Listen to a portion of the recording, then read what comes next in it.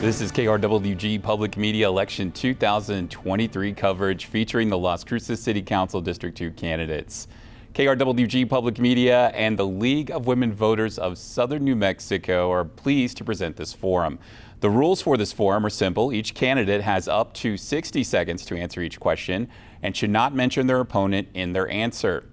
We want to welcome our candidates, Tessa Abeyta, the incumbent candidate, and challenger William Bill Mattiace. My co-monitor for this forum is Jennifer Krwg with the League of Women Voters of Southern New Mexico.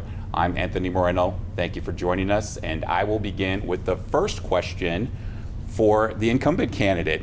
What are the skills and background experiences that equip you to be a Las Cruces City Councilor? Well, thank you so much for having us here today. My name is Tessa Abeyta, and I'm a native New Mexican, a first-generation college graduate here at NMSU, a former small business owner, and a mom to 3 wonderful children attend the public school system. Through my experience as a child advocate, my lived experiences, and the work that I've done as a District 2 counselor, I've been able to bring in changes and policy changes in infrastructure investments into our community. I am very proud of the work that I've done to bring help with parks, our roads, and with community engagement. From that, I'm also very honored to have been elected by mayors and councilors from across the state as the president of the New Mexico Municipal League. And I know that I can bring the voice and experience that not only Las Cruces, but Southern New Mexico deserves. Okay, thank you very much. Candidate Mattiace, same question. Okay. Bill Mattiace for Council 2. Been in Las Cruces for 54 years, and the skills that I bring to the City Council again is I have been mayor and I have been the councilor for District 2 in the past. But I think mostly negotiation skills, serving on several committees, being 8 years at the New Mexico Border Authority has given me an idea of what's happening at the border and how we have to adapt it to the city of Las Cruces. I think also the committee, chairing many committees, has given me tremendous skill on not only leadership qualities, but making sure that the quality of life in Las Cruces maintains and stays very high. I like seeing the trails, I like seeing the hiking, I like seeing the national parks being declared, I like seeing a clean city. Unfortunately, in the last 5 years, I have seen Las Cruces in District 2 deteriorate. I see cars being stolen out of driveways. I see people being accosted. Unfortunately, that is our time, and we'll move on to the next question. So, Mr. Mattiace, if elected, what is your top priorities, or what are your top priorities for your district? I think the top priority is public safety. The second one, I think, would be economic development, producing good jobs, good wages for people in Las Cruces, and then finally the quality of life, so that we have better households, we have people making better wages, and I think that would be the top priorities. We would work all those with City Council, and also a fiscal responsibility and stability, that we actually be careful of how we spend the taxpayers' dollars. And Ms. Abeyta, the question to you. Thank you so much for the question. My top 3 priorities include continuing the redevelopment of Tony Gomez Park and Fringer Park. Over the last 4 years, with the help of wonderful community members, we have a master plan ready, and I've secured funding for the first portion of the park, and I want to see that through for both areas, including making sure that Fringer Park is going to be reinvested in, and that the pool that has closed down will turn into what will become a wonderful splash pad.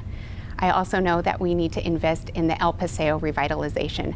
As vice chair of the ad hoc committee, we worked with community members, business owners, public safety to look at what it needs to really invest in that area.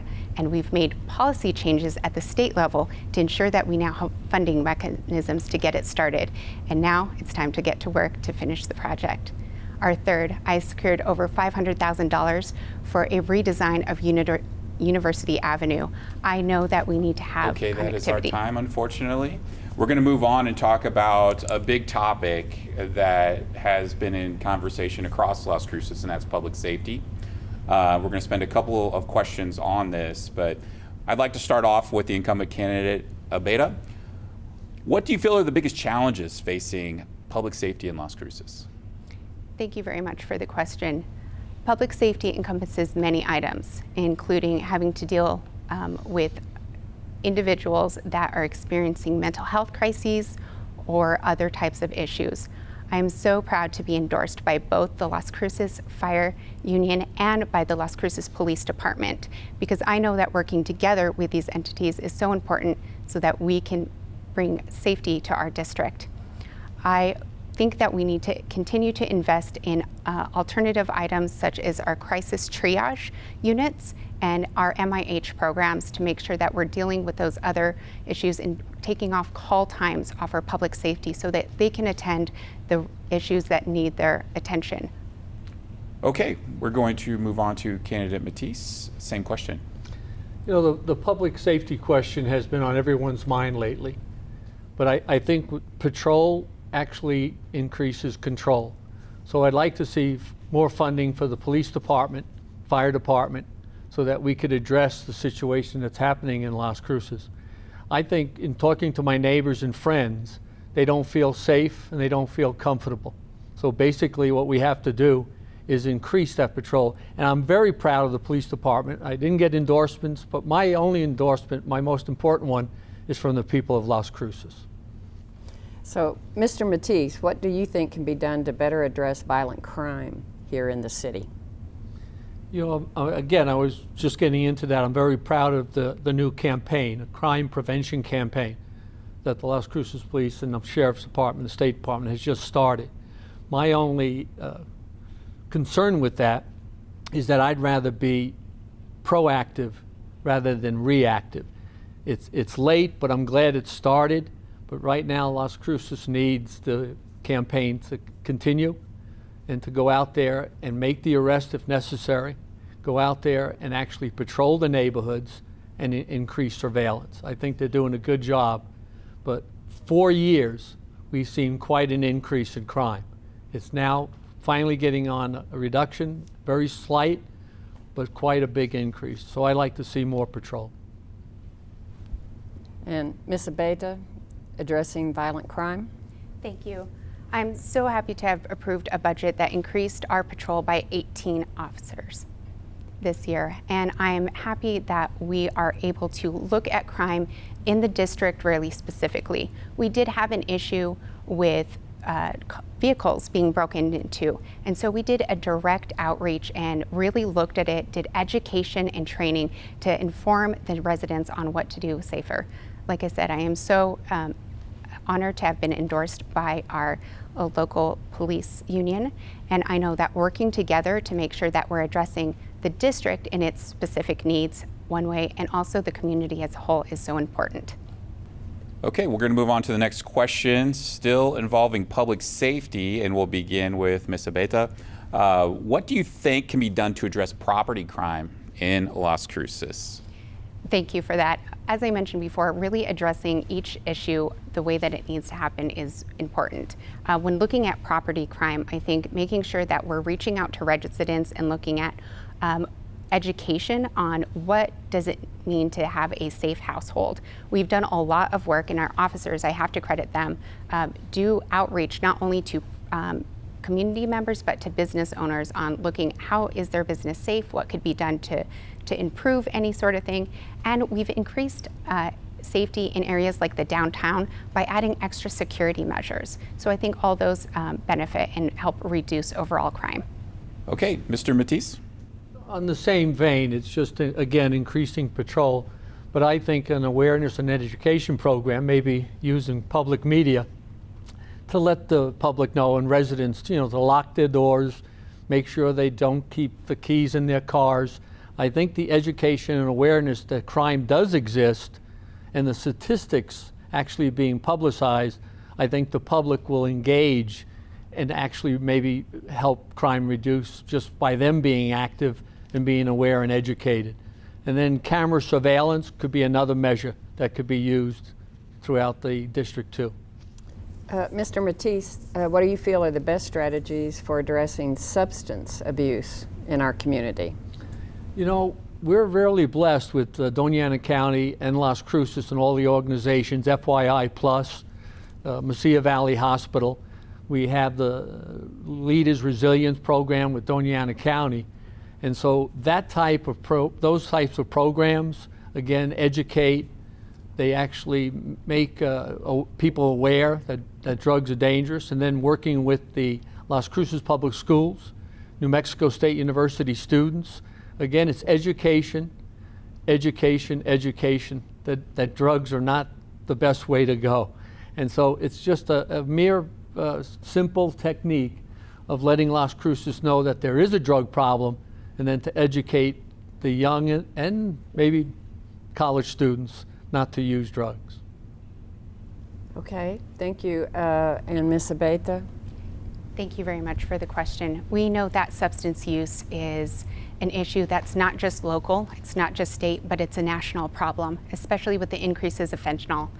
What we need in our community is to also have long-term inpatient facilities, those that are over 60, 90, and 120 days, so that we are able to help individuals that want to get off of drugs. That is not an easy task, and it is something that requires those types of facilities. In the meantime, utilizing programs such as our Crisis Triage Center and other types of community partners to work on education is very important.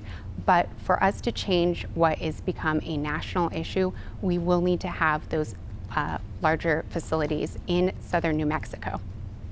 Okay, we're going to move on to the next question, and this has to do with behavioral health. What can the City Council do to improve behavioral health resources in the community? And we will begin with Ms. Abeyta. Thank you very much.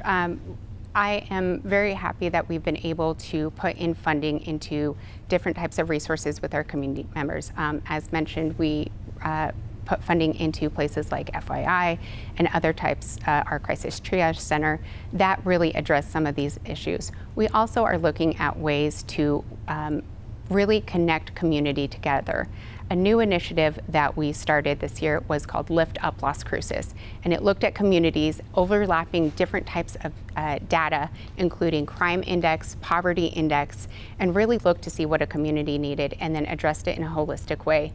We're able to then do targeted outreach and education, including education about drug usage, and even help our seniors making sure that they're involved with different programs and set up for services. All those things to address a community together also changes outcomes. Well, you know, I think everything that the council has said has to be done. It just has to be improved. And I think we need to go after more resources to expand the programs. And so, again, my skills, my knowledge, both with the legislature, with the federal government, with our congressional leaders, resources make a difference in any community. And I think these are resources that would be very valuable to increase in our community. So, Mr. Mattiace, how can the City Council work to support public health needs in the city? You know, I think, again, Doña Ana County is really the health, I think, the department for the county. And the City of Las Cruces does have the Community of Hope. They do have the Amador Clinic. Again, resources are important to expand their ability. My daughter happens to be a nurse practitioner at Amador Health Clinic, and she's always saying, well, we wish we had more resources. Again, it's resources, but it's expanding these programs and education and awareness out to the public that these programs are available. Thank you. Ms. Abeyta? Thank you very much for the question. With public health, we know that it goes down to what are the social determinants of health and looking at what are the root causes of why issues are happening. That's why programs like Lift Up Las Cruces, which I just described, that look at changing those systemic issues are so vital and important. And with direct outreach, we've been able to secure funding and have wonderful conversations with our state senators to be able to help us fund these types of programs. What I also think is really important is that we continue with that education with public health in increasing our outreach towards our individuals that are experiencing behavioral and mental health issues.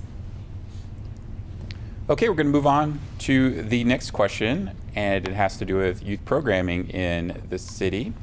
How do you feel youth programming in Las Cruces can be strengthened? And we will start with candidate Abeyta. Thank you very much.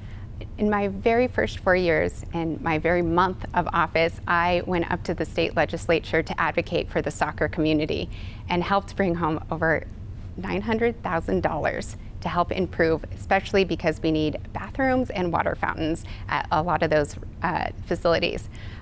We know that it's going to take a lot more to make sure that we have wonderful youth programming here and that we're able to bring up for all the sports that are happening. And there's always going to be a competition on what's going on. But one of the areas that I do think needs to be really captured is there's a unique need to improve for facilities and services with our 12 to 18 category. Those young adults are wanting to experience a little bit of independence and want to go out and have places to gather that are safe and that have programming. And I think that we can do more to expand upon that and really service this at-risk community.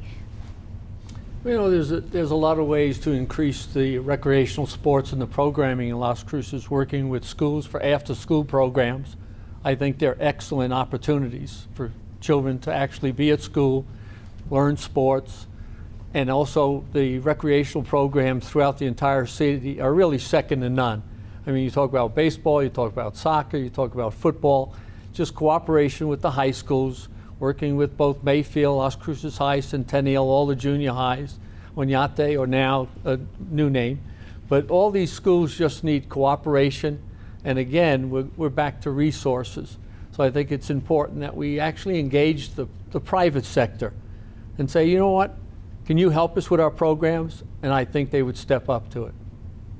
Okay, we'll move on to the next question. So, Mr. Mattiace, some residents in the city have called for the creation of a civilian police oversight committee. Do you feel stronger police oversight is needed in the city? If so, explain why. I'm going to answer this very short and very brief. I don't think an oversight committee is necessary. It's just another layer for police officers that are already into a risky position. I think the internal auditing and their own system that they have right now is adequate. Thank you. Ms. Abeyta? Thank you very much. During my tenure, we've expanded on the auditing process and increased our services with a group called OIR that looks at reviews. With that, I think that has been able to increase transparency and accountability, which I know is important for all residents. With that in mind, I do feel that there is some charter issues that might conflict with a civilian oversight board. Okay, we're going to move on to the next question. It has to do with housing in the city. What can the city council do, if anything, to address affordable housing in Las Cruces? And we will begin with the incumbent candidate Abeyta. Thank you so much. We know that in Las Cruces we're about 5,600 units short on housing, which is quite a bit. And if we want to expand our economic reach, if we want to retain workers, we know that we need to look at affordable housing. From that, I believe us being able to put out for the voters to vote on an affordable housing go bond was wonderful, and we are doing internal measures within the city to make sure that we're leveraging all resources together to look at affordable housing. At the same time, we're also looking at zoning and coding and making sure that we're maximizing infill within our city, which is really important in District 2, as we still have areas in our community that is zoned as farming, even though it's right in our city. So we need to look at that and make sure that we're incentivizing individuals to also build that affordable housing. Mr. Mattiace, same question. Thank you. You know, working with leaders that actually develop affordable housing, like the Rose Garcias of the past, and Epsi Holguin that worked with HUD, HUD, you know, taking on HUD's ability and cooperating with HUD, and then getting together with builders, and then working with the city to be very careful with fees, development fees on building homes. Those costs are only passed on to the consumer. So I think the builders, the developers, and the housing leadership can come up with very affordable housing and fulfill the need of those 5,600 shortages of homes. Okay, thank you very much. So, Mr. Mattiace, what do you think the City Council can do to address the needs of the unhoused population in the community? You know, they have, of course, the Community of Hope and the shelters. They have purchased apartments and found shelter for the unhoused. Again, it's just a matter of going in, and there's a lot of complications to it. There's the mental health. There's the people that do not want to be housed. They do not want to be put into apartments. So again, it's education. But I think it's resources where the city can actually develop shelters for the unhoused. But it's a big program. Again, it's a national epidemic. We have so many people that are homeless. But the homelessness task force has to be improved, and I think we could actually handle it on a year-to-year basis by studying how effective our programs are with the unhoused. Thank you. Ms. Abeyta? Thank you. Making sure that we're working with those that are experiencing homelessness is a delicate situation. I believe that working with entities like Community of Hope is very beneficial to help those individuals.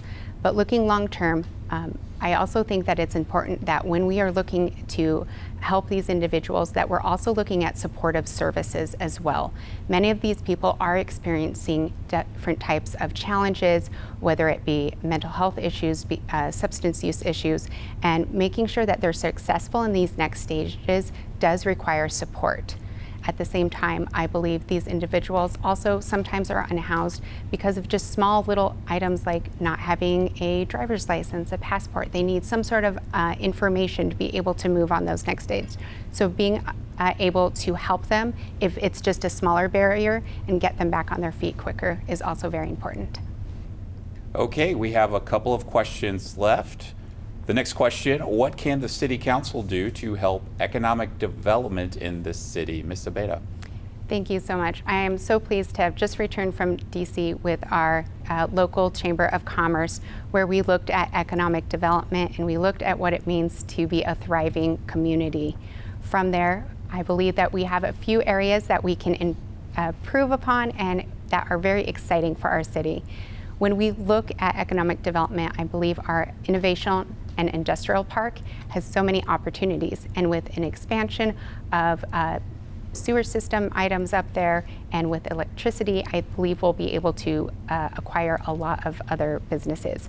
But most importantly, our local businesses are the backbone of our community. We know that local businesses return their investments into a community by over 200%. And so making sure that we are looking at how we can grow and retain our local businesses is also vital for economic development. Thank you. Mr. Mattiace, same question. Yeah, I think developing the industrial park is a good move. Developing the airport would be excellent because that would bring in trade and other things to the airport.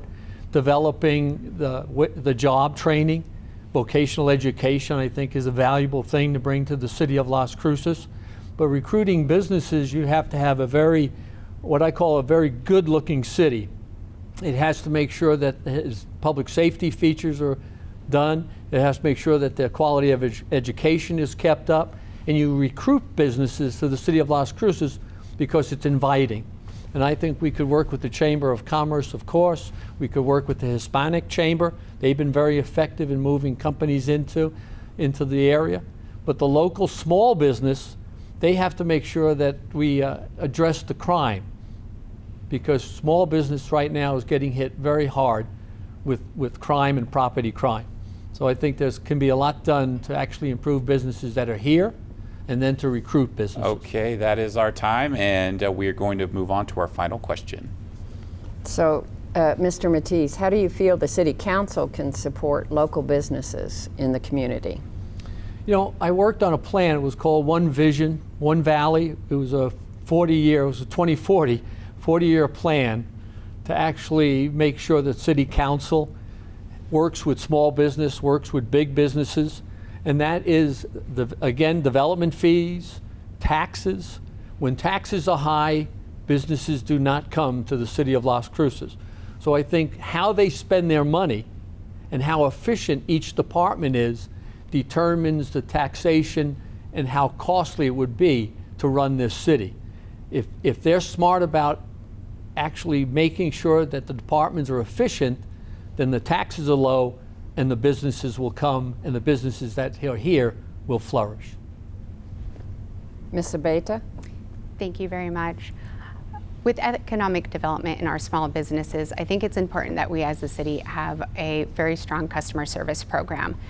We currently have a concierge service that will help local businesses get started, and I think we can expand upon that, making sure that we are efficient when it comes to the permitting process and licenses. We know that inspections often are some of the times where things can be held up, and making sure that we on our end are doing a streamlined process, I'm sure will be very helpful for small businesses. Once again, I think we need to look overall of the message of who we are as a city and what we bring in.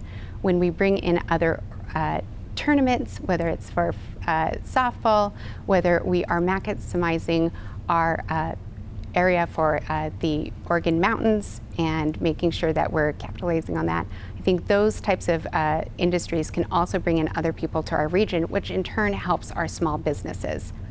We want to thank you for joining us for the KRWG Public Media Las Cruces City Council District 2 Candidate Forum. Of course, we want to thank our candidates, Tessa Abeyta and Bill Mattiace. Thank you to our co-moderator, Jennifer Krwg, with the League of Women Voters of Southern New Mexico.